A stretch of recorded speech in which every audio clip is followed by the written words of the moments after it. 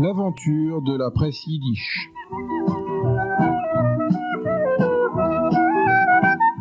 Une série de 15 émissions proposées par Henri Minzeles et présentée par Olivier Gulan. Réalisation technique Richard Hanou.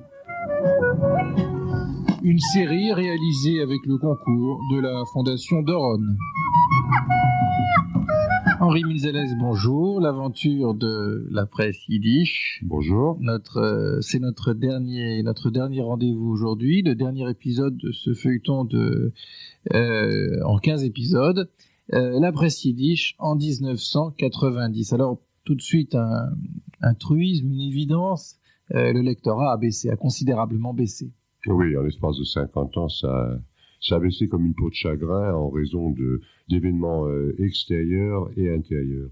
Je pense que c'est une belle histoire, mais c'est quand même une triste histoire. C'est une triste histoire parce que ce qui a tué la presse yiddish, c'est la mort des yiddishophones. Et la mort des yiddishophones, ce n'est pas faute d'avoir parlé yiddish, d'avoir, subi un déclin qui peut-être était évident, mais surtout parce que c'est Hitler qui les a tués. Il ne faut pas oublier quand même que sur 6 millions de juifs qui ont été massacrés, plus de 5 millions étaient des yiddishophones. Bon, mais il y a eu aussi, il faut le dire, l'assimilation. Si la Shoah n'avait pas eu lieu, il est certain qu'aujourd'hui, il y aurait beaucoup plus de yiddishophones, mais en tout cas, ces yiddishophones-là seraient très âgés de toute façon. Oui, mais il y aurait peut-être un renouvellement, parce qu'il y a tout de même une génération qui manque totalement. Il n'est pas rare qu'il y ait des gens qui disent « je n'ai pas mon grand-père » ou « je n'ai pas mon père ». Ça signifie en d'autres termes qu'il n'était pas là pour lui enseigner le yiddish ou pour perpétuer le yiddish. Ça, il ne faut pas l'oublier, et ça compte. D'autre part, le Yiddishland, quand même, a subi une érosion du fait que, comme vous le disiez très justement, l'assimilation était là. Il y a eu l'ethnocide aussi culturel. Et puis, il y a eu également la naissance de l'État d'Israël. Bien sûr.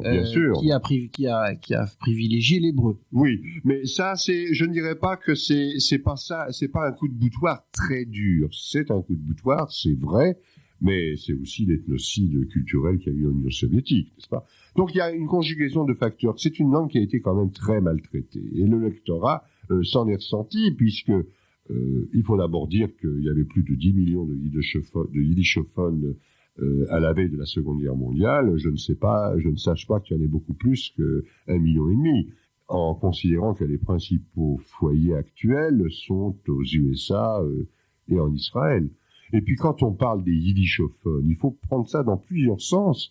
Qu'appelle-t-on un yiddishophone? Alors, si vous prenez le sens large, c'est celui qui connaît le yiddish, qui le parle, qui le comprend, mais qui ne sait pas le lire, qui ni l'écrire.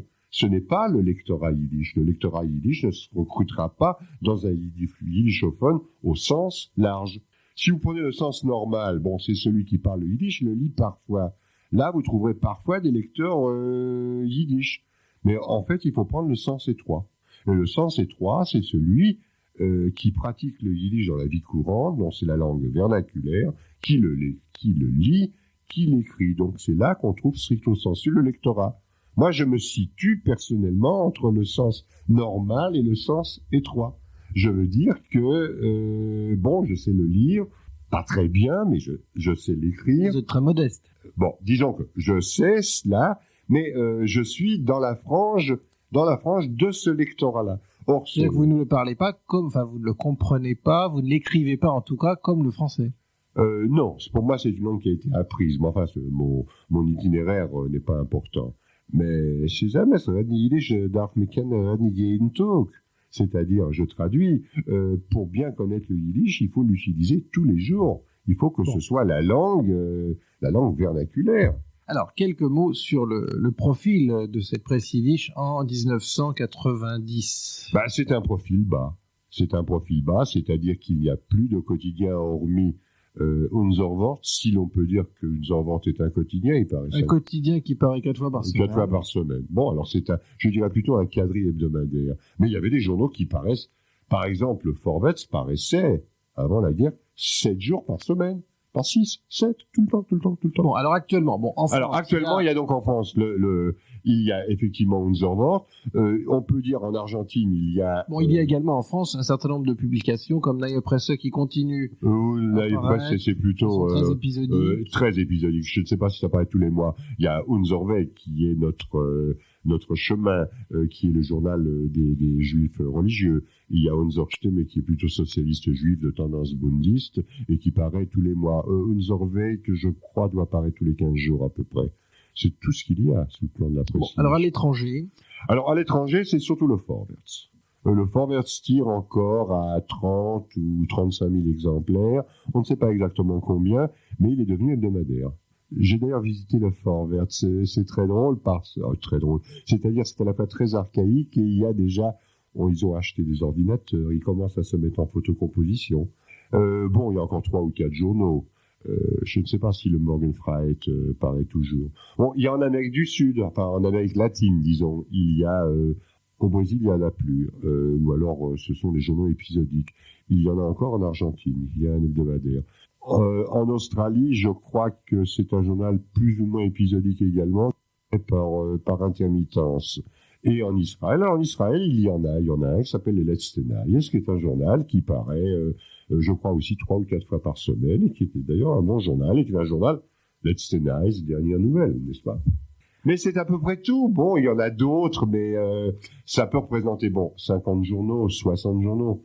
En regard prenons une date charnière, 1935, il y avait dans le monde entier environ 700 à 800 journaux dont le tirage total dépassait 1 million d'exemplaires. Alors voilà, c'est malheureusement vrai. Alors l'avenir de la presse yiddish, et puis peut-être quelques mots de conclusion sur ce sujet qui vous tient particulièrement à cœur, Henri Minzeles, ce sera tout de suite après une pause musicale.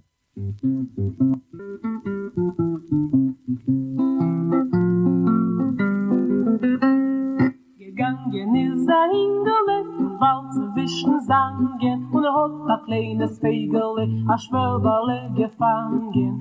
O Brachmunes Ingele, los mich fliehen, in Felderle, zum Nestele, los mich fliehen, tra la la, la la la la la la.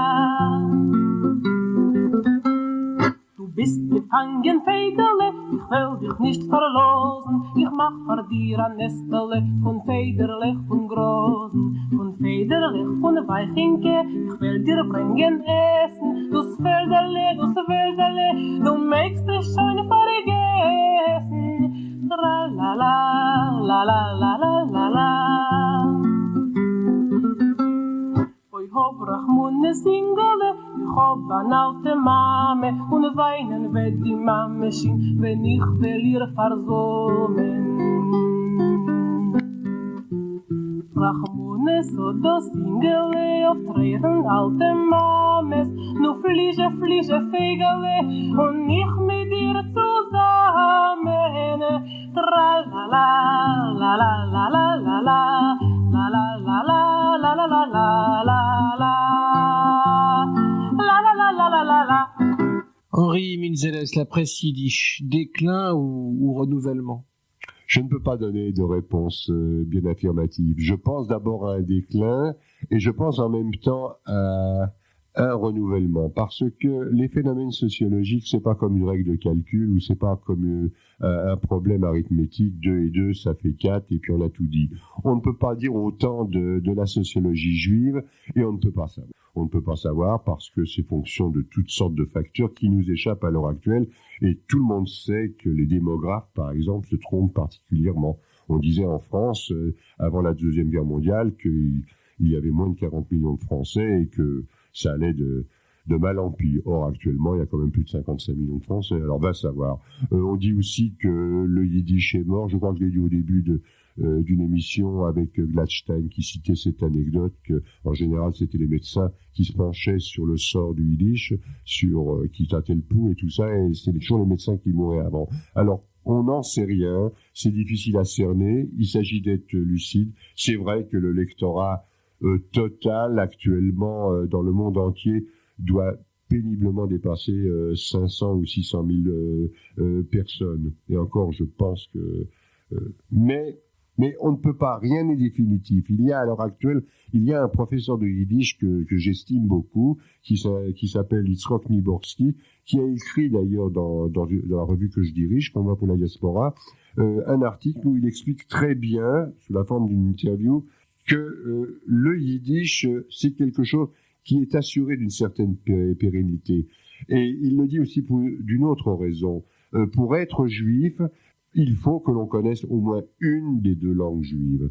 Sinon, il y a tout un pan de la culture. Les deux principales, en tout cas. Les deux principales. Les deux principales étant quand même, à l'heure actuelle, l'hébreu d'abord et le yiddish ensuite. C'est-à-dire que si on ne connaît ni le yiddish ni l'hébreu, il y a tout un élément, et c'est ce que dit Niborski, et je suis entièrement d'accord avec lui, c'est tout un pan, disons, d'une culture qui disparaît.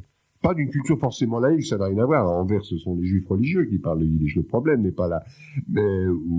Mais ce qui est important, c'est que ça représente quelque chose. Le yiddish, c'est pas seulement le yiddish, c'est la yiddishkeit, c'est-à-dire tout un comportement, disons, des Ashkénazes basé sur une culture qui a perduré pendant des siècles. Alors, moi, je ne peux pas donner de réponse affirmative. Bon, je lis pas dans le mar de café, je n'en sais rien. Et puis, je trouve qu'il n'y a pas on ne peut pas dire d'avance. Mais c'est là-dessus, surtout que j'insisterai, c'est que le yiddishisme, le yiddish, pour moi, bon, ça a baigné quand même ma vie. Et puis, je pense que beaucoup de journalistes yiddish, beaucoup d'écrivains yiddish, si on les connaît déjà en traduction, c'est déjà une bonne chose. Il faut à ce moment-là traduire tout ce pan culturel que je viens de citer. Et surtout, et moi ça me paraît fondamental, cette aventure du journalisme yiddish, c'est le dévouement de ces journalistes. Et pour moi, si le profil est relativement bas, par contre, je les place très haut parce que, si vous me permettez, ils sont entrés dans la légende. Et rien que pour ça, je ne pense pas que ce journalisme yiddish, d'autant plus que nous voyons maintenant certains de la jeune génération s'y intéresser, faire ce que j'appellerais, j'ai dit quelque part, une sorte de teshuva linguistique. Henri Mitzeles, nous avons parlé au cours de ces 15 émissions de l'histoire, de l'aventure de l'histoire de la presse yiddish. Est-ce qu'il existe une publication à ce sujet en français ? Non, et je le regrette. Je sais que je m'en étais ouvert à des journalistes, à des écrivains. Il y en a un qui avait eu envie de le faire, mais il est mort entre-temps. Non, ça n'existe pas, mais je ne désespère pas. Je pense qu'un jour, il y a une histoire de la presse yiddish en yiddish, mais qui est parue dans des Allgemeine Enzyklopädie que j'ai cité à la fois précédente. Mais j'aurais aimé, c'est surtout ça, j'aurais aimé qu'il y ait une histoire dans la presse yiddish, je dis bien, une histoire de la presse yiddish. Si elle existait en français, ça serait extraordinaire. Pour conclure cette série de 15 émissions Henri Mitzeles, quel message souhaiteriez-vous adresser à nos auditeurs, en particulier à ceux qui peut-être ne connaissaient pas cette culture yiddish et l'ont un petit peu découverte à travers ce feuilleton? Je souhaiterais plusieurs choses. Je souhaiterais que les auditeurs aient, au travers de ce que nous avons essayé de dire, de faire comprendre, j'espère d'abord qu'ils ont été déjà un peu plus imbibés de cette neshom, c'est-à-dire de cette âme du yiddish, parce que c'est tout de même quelque chose de très beau, de très joli. C'est tout de même toute une civilisation, disons ashkénaze. Et je le veux que je formulerai, le message que je voudrais qu'il soit entendu, c'est de faire connaître, c'est que les gens s'intéressent au yiddish. Alors ils ont la possibilité, par exemple, par les traductions que l'on trouve. Je crois qu'il y a à l'heure actuelle déjà 130 ou 140 livres qui ont été traduits du yiddish, et comme ça, ils ont un aspect quand même assez important de la littérature yiddish. Je crois que la deuxième chose que je voudrais dire, et qui me paraît alors vraiment essentielle, à l'heure actuelle, il y a plusieurs centaines d'étudiants yiddish, de 18 ou de 15 à 70 ans, et qui s'intéressent au yiddish parce que c'est une langue qui est fort belle. Et j'engage justement ces étudiants à la fois à parler cette langue chez eux, ensuite à rejoindre les traducteurs. Il y a environ une trentaine de traducteurs actuellement en France qui traduisent du yiddish en français, et puis à manifester leur amour de cette langue en faisant du militantisme. D'ailleurs, il existe une association qui s'occupe de ça, de faire du militantisme auprès de ceux... C'est la ETSI. C'est la ETSI, c'est ça. Oui, c'est ça. Il faut donc que le yiddish puisse se développer, et je pense qu'il y a des possibilités justement d'un développement. Il y a des possibilités d'un développement parce que l'accession, enfin le désir de connaître une culture lorsqu'il s'agit de sa propre culture, c'est une chose qui existe à tous les stades de la vie d'un homme. Et j'espère qu'avec l'aventure de la presse yiddish que nous avons décortiquée en 15 tableaux, si l'on peut employer une expression théâtrale ou disons poétique, je pense que dans la mesure où nous aurons fait quelque chose dans ce sens, ça servira peut-être d'exemple. En tout cas, cela permettra à des jeunes et à des moins jeunes de connaître quelque chose d'absolument extraordinaire qui est la langue yiddish.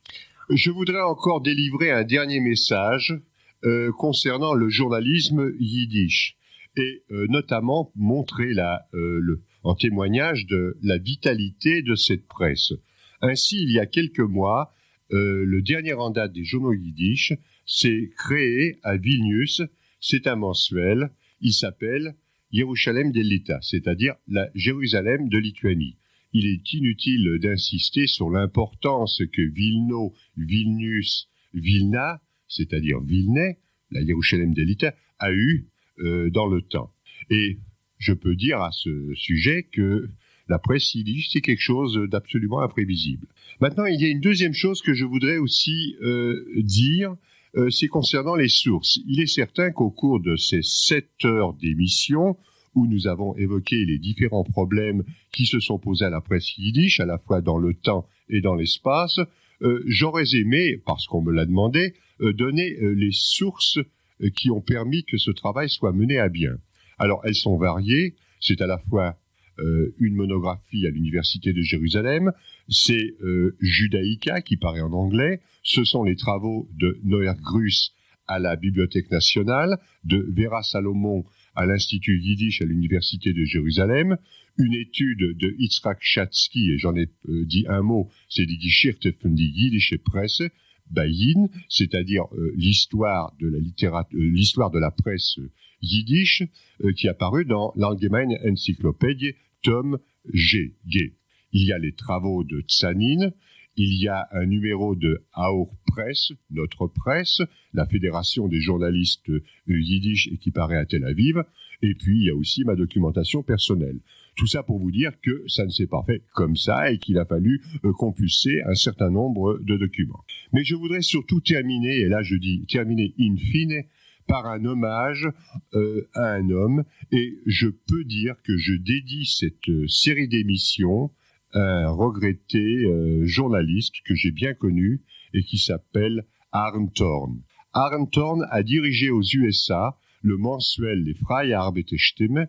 C'était un mensuel anarchiste où j'y ai collaboré durant 3 ans. C'était un homme d'une très vaste culture, un autodidacte, pourvu vraiment de connaissances extraordinaires dans tous les domaines de l'esprit, et il signait constant. C'était un très bon journaliste, et je peux le dire, c'est un homme que j'ai beaucoup admiré, un homme que j'ai beaucoup aimé. Alors je termine, disons la conclusion de la conclusion, par une note d'espoir, puisque un journal yiddish s'est créé récemment, une note de regret, tout de même, le destin de la presse yiddish, malheureusement trop peu connu, et qui pour moi a été, et je l'espère pour nos auditeurs, tellement exaltante. Merci, et à un prochain jour.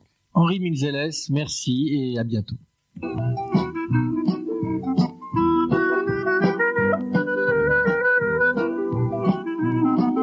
C'était l'aventure de la presse yiddish, une série d'émissions proposée par Radio Communauté Judaïque FM avec le concours de la Fondation Doron.